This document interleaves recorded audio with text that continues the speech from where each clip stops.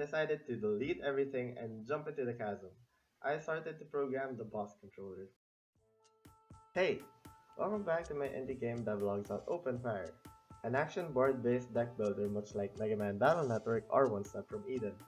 Today we're talking about the very first boss fight, but before that I want to run through every block that's built up to this point. Wear your seatbelts and let's go.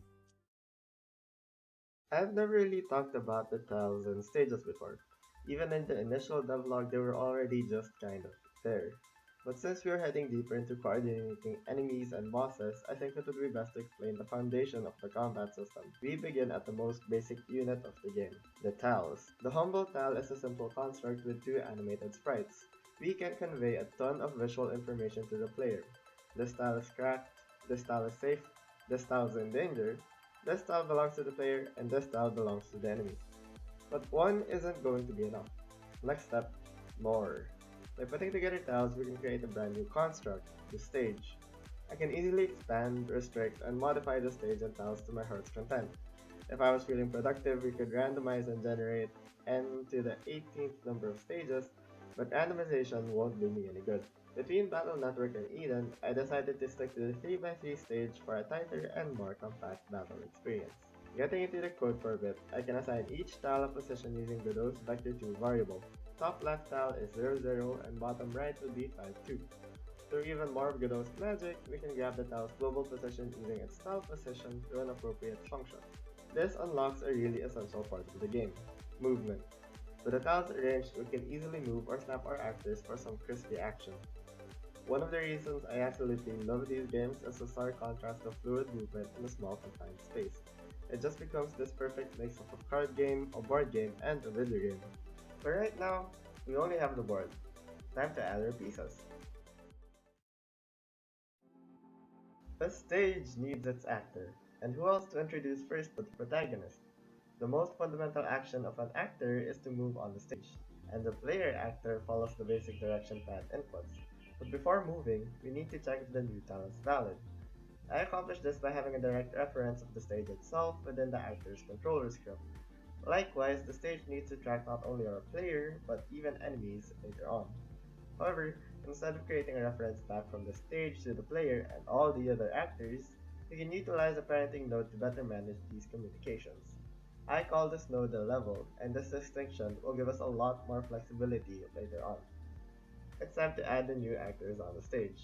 The enemies, and this one is the dummy. The dummy has the same movement options as our character. In fact, it has a controller script much like the players, but they don't take inputs from a player. Instead, they're controlled by a different script or a primitive AI. Of course, we will have to make this AI ourselves, and I did this using a timer, an instruction set, a script, and basic stage comprehension.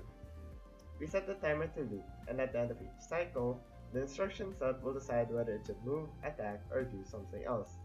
Next, by providing the player's current position as well as their own, we can give the AI some really basic stage comprehension.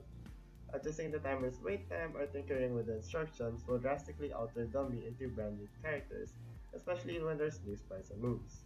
With enough enemies, we can start planning different encounters. This is where we go back to the question of randomizing stages, because now we must also consider the different actors that may be present. If the enemies can only use style-based moves and we start with a stage full of holes, there becomes some obvious disconnect in the encounter's level design. No matter how much they move, these two actors will never really meet. They're isolated on their own sides of the stage. If only there was some way we could reach the barrier. Well, the easiest way is with chips or spells or whatever you want to call it. We can generate these actions by having the actor signal a card towards the parenting level node. I've already discussed the various manager scripts before. Really, it would be much easier to showcase some of the cards that I've already made since last time. There are three different aspects to a card: information, logic, and visuals. Information is everything that we can see from a card, while logic is how it's executed during a fight. Last but not least is visuals, which I haven't really worked on much, but it's definitely a priority for next time. So the sentry was the first enemy I ever implemented. It used to have a very specific controller script that catered to only its needs. And as you can see, it can attack, but it wouldn't even move. Now, I wanted this controller script to be shared by most, if not all, the enemy actors. I thought it would be fine since I can just slowly build it up while I worked on other enemies like the bomber, the tank. Then things got hairy and I felt like I slowed down with every enemy that I tried to add in. And there were a lot of enemies to add. So I decided to delete everything and jump into the chasm. I started to program the boss controller. It all seemed daunting at first, but once I finally pushed myself to work on it, I immediately had a breakthrough.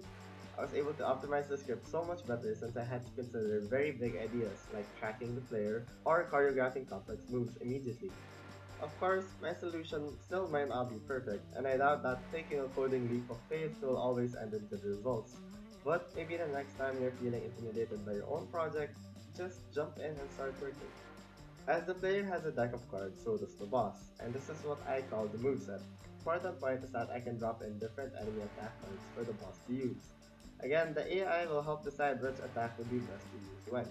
But how does the AI know when?